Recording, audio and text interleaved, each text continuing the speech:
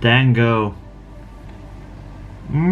Hello there, ladies and gents. Welcome to another video by The Exhausted Man. It's been very long, and as you can see, I dyed my hair and I have a new mic. So, let's get on with the video. Today I'll be talking about Clannad and Clannad of the story, and how much of a masterpiece of it is. It's okay, let's just get onto the video now. So, the series starts off with our main protagonist, Tomoya. And at the very first scene we see from him is that he complains about his life. He hates his life, he hates his dad, he hates that everything he's doing is just on repeat. But then later on in the series, he meets someone special, Nagisa Fujiwara. Throughout the series, he realizes that life isn't so bad, and how life is very beautiful. So after this I'm gonna spoil. This is gonna be the spoiler zone, so you guys beware. Now this series is actually about Tomoya, how he is able to date Nagisa. And if you guys haven't known yet, this series is actually based on a visual novel, which means that in that visual novel you are able to choose other girls other than Nagisa. But this series takes on to the true ending, the true story for the visual novel, and that you are able to date with Nagisa. But then the real turning point is at Clannad of the story. And if you weebs watched Clannad of the story, you know how heartbreaking this series is. So from here on, I'll just show a picture of Haruhi Suzumiya because I really love her. Yeah, I forgot to tell you guys before I move on to Clannad of the story.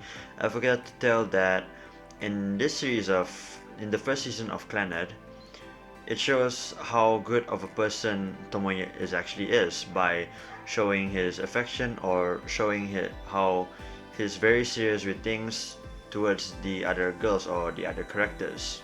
In this season, it talks about what happens after the confession between Tomoya and Nagisa and how they are living as adults. Now in the first episode, as I watched the opening, I realized this is going to be something big, and it was really big. Throughout the series, we see Tomoya struggles with his job and how much he struggles to trying his best to earn money for him and Nagisa.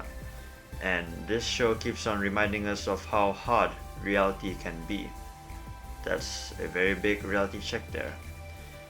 But then Tomoya just keeps on doing what he's doing, and he works hard until he was able to actually get a better job. But then what stopped him is because of his dad that committed a crime, and because of that he wasn't able to get the job. This shows on how much he hates his father and how much he hates his past life, and everything is just coming into him. So then he breaks down. When he was walking with Nagisa, he breaks down crying. He hits the wall, but then Nagisa tries her best to stop him, and this reminds him of the reason why he is with Nagisa, and therefore he proposed to Nagisa.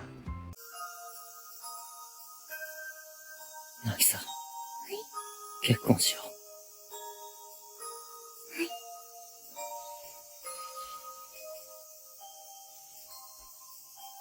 いいのか？私も智也くん以外にいないと思ってました、きっと。 Right after that, throughout the series, they were married, and Nagisa was pregnant. And this is the part. My god.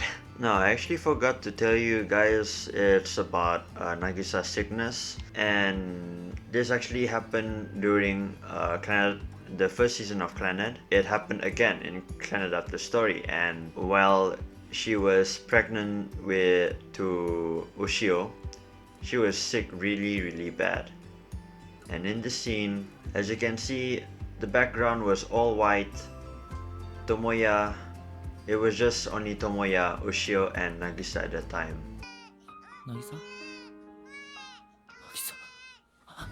I swear to God. No, I'm this close to crying. I swear to God, if they put in the music,